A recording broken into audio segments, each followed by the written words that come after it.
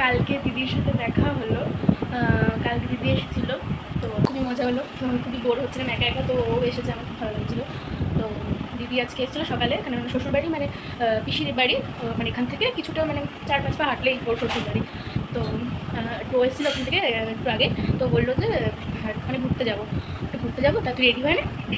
তো স্নান করে চলে এসেছি।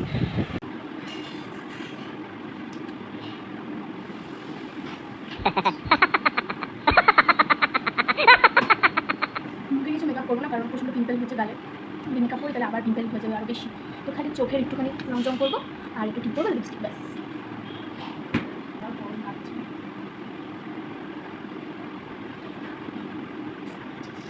তো আমি এই কালারটা নেবো, যে কালারটা, এই কালারটা আমার খুব পছন্দ।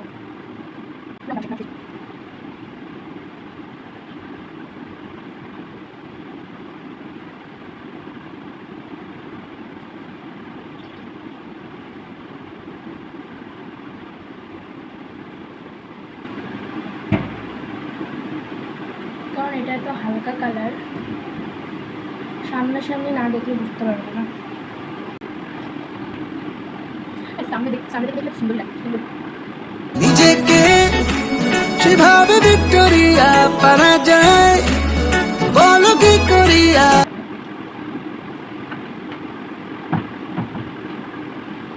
আমি যদি একটা লিপস্টিক এনেছি, এই যে একটা লিপস্টিক এনেছি ব্রাউন কালারের। তো এই লিপস্টিকের সাথে একটুখানি কনসিলার হালকা করে একটা না, কালারটা চেঞ্জ। তোমরা এরকম ব্রাউন কালারের সাথে কনসিলার মিক্স করে সুন্দর কালার সাথে। Oh my god. হয়ে গেছে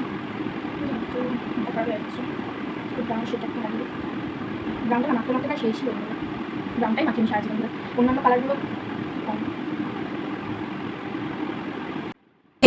कहाँ से गोरी आँखों में प्यार लेके दिल्ली शहर का सारा मीना बाजार लेके। আমি তাড়াতাড়ি করে মেকআপ করছিলাম, যেহেতু দিদি কল করে বলবে যে বোন এক্ষুনি বেরো, সেই এতে আমি তাড়াতাড়ি করছিলাম।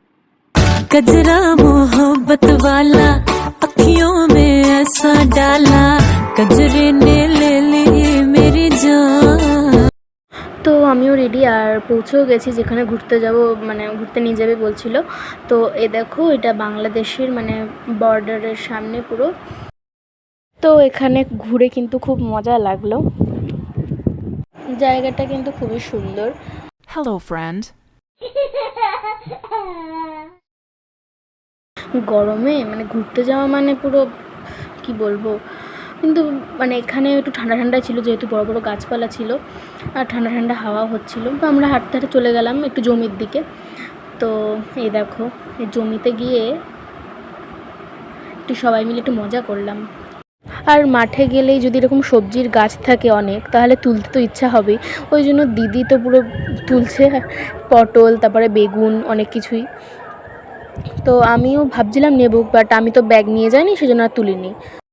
তো ওরা সবজি তুলছিল আর আমার খুবই মজা হচ্ছিল দেখে। তো সবজি যা তুলেছিল সেগুলো মানে আবার রাখতে যাচ্ছে, তারপর আবার ব্যাগ আসবে, আবার এই যে ব্যাগ যাচ্ছি আবার মাঠে, তো আবারও তুলবো।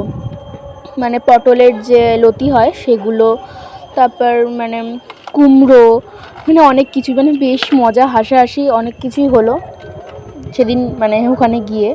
তো খুবই ভালো লেগেছিলো ওখানে। তো দিদি দেখো কাঁচি ঠাইচি নিয়ে এসে তো পুরো কাটতে শুরু করে দিয়েছে। তো সব তোলা হয়ে গেল, তো ওখানে সবাই একটু ফটোশ্যুট করছিল। তো এখানে জিজু ড্রাইভিং করছিল। তারপর মানে পৌঁছে গেলাম হচ্ছে দিদির ননদের শ্বশুরবাড়িতে। মানে এখানে এসে আর কি মানে খুবই ভালো লাগলো, মানে খুব সুন্দর এই জায়গাটা। আসলে গ্রাম অঞ্চলের দিকটা কি বলতো, মানে বেশি মাঠ, তারপর মানে জমি জায়গা বেশি, মানে ফাঁকা ফাঁকা থাকে তো। আর হাওয়া, মানে হাওয়া বাতাসটা একটু মানে তো খুবই মানে ঠান্ডা ঠান্ডা ওই দিকটা। তো মানে গরমও প্রচণ্ড ছিল, বাট মানে একটু শান্তি, গাছপালা অনেক ছিল।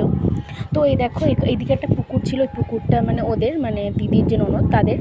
তো এখানে পাট শাক এই যে চাষ হয়েছে অনেক।